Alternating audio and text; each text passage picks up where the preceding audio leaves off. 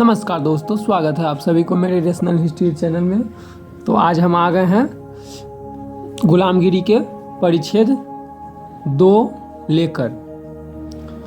परिच्छेद 2 में मत्स्य और शंखासुर के संबंध में बताया गया है। तो आप सब इस वीडियो को जरूर देखें और अंत तक देखें। तो आइए वीडियो स्टार्ट करते हैं। ढोंडीराव, इस देश में बटू यानी बावन के पहले ईरान से आए लोगों के कुल कितने जत्थे आए होंगे? ज्योतिराव, इस देश में आर्य लोगों के कई जत्थे जल मार्ग से आए होंगे। ढोंडीराव, उसमें पहला जत्था जल मार्ग से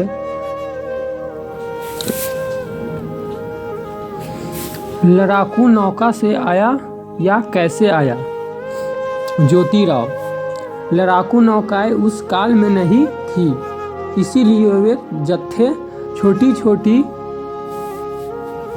नौकाओं पर आए थे और वह नौकाएं मछलियों की तरह तेज से पानी के ऊपर से चलती थी। ढोंडीराव, फिर ब्राह्मण इतिहासकारों ने भागवत आदि ग्रंथों में इस तरह लिखा है कि उस जत्थे का मुखिया मत्स्य से पैदा हुआ था। इसका क्या मतलब होगा? ज्योतिराव, उसके बारे में तू ही सोच कि मनुष्य इनके इंद्रियों में, आहार में, निद्रा में, मैथुन में और पैदा होने की प्रक्रिया में कितना अंतर है। उसी प्रकार उनके मस्तिष्क में, बुद्धि में, कलेजे में, फेफड़े में, अंतड़ियों में, गर्भपालन की जगह में और प्रस्तुत होने के मार्ग में कितना चमत्कारिक अंतर है। मनुष्य जमीन पर रहकर अपनी जिंदगी बसर करने वाला प्राणी है। वह जरा सी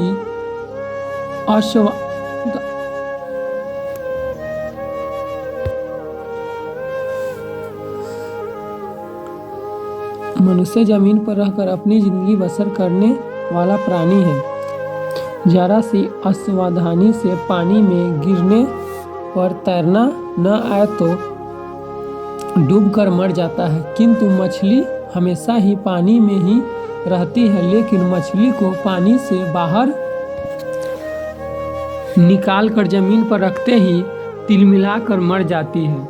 नारी स्वाभाविक रूप में एक समय एक ही बच्चे को जन्म देती है, लेकिन मछली कई अंडे देती है।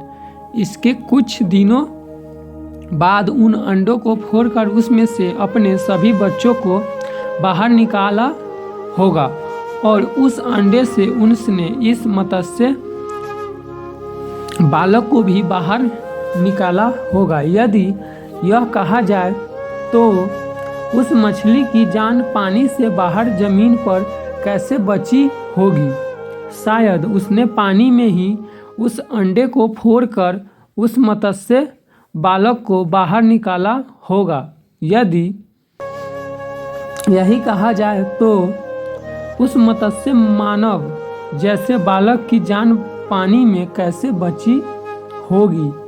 कोई आदमी इस तरह का संदेह उठा सकता है कि मनुष्य में से किसी मजे हुए गोताखोर ने पानी के अंदर गहरी डुबकी लगाकर मत्स्य बालक जिस अंडे में था उस अंडे को पहचान कर उसको जमीन पर लाया होगा।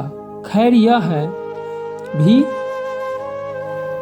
यह भी सच मान लीजिए, लेकिन बाद में किस चतुर मर्द ने मछली के उस अंडे को फोड़कर उसमें से उस मत्स्य बालक को बाहर निकाला होगा। यूरोप और अमेरिकी देशों में काफ़ी विकास हुआ है। वहाँ बड़े बड़े ख्याति प्राप्त विद्वान चिकित्सा शास्त्र में विशेषज्ञ हुए हैं। फिर भी इनमें से किसी एक ने भी अपनी छाती पर हाथ रख कर यह दावा नहीं किया है कि मैं मछली के अंडे को फोड़कर उसमें से बच्चे को जिंदा बाहर निकाल देता हूँ। खैर, वह अंडा पानी में है। इस तरह का महत्वपूर्ण संदेह किस अमर मछली ने पानी से बाहर आकर उस गोताखोर को बताया होगा और उस जलचर संदेशवाहक की भाषा मानव को कैसे समझ में आई होगी। इस प्रकार की एक से अधिक शंकाओं का इतिहास और उन लेखों से सही समाधान होना बिल्कुल संभव है। इसीलिए उसके बारे में यह अनुमान होता है कि बाद में कुछ मूर्ख लोग ने मौका मिलते ही अपने प्राचीन ग्रंथों में इस तरह की काल्पनिक कथाओं को घुसेड़ दिया होगा।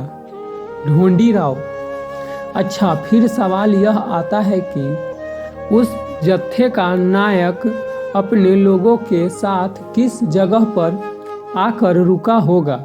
ज्योतिराव: पश्चिम के समुद्र को पार करते हुए वह एक बंदरगाह पर उतरा। ढोंडीराव: उस बंदरगाह पर उतरने के बाद उसने क्या किया। ज्योतिराव: उसने शंखासुर नाम के क्षेत्रपति को जान से मार डाला और उसके राज को छीन लिया।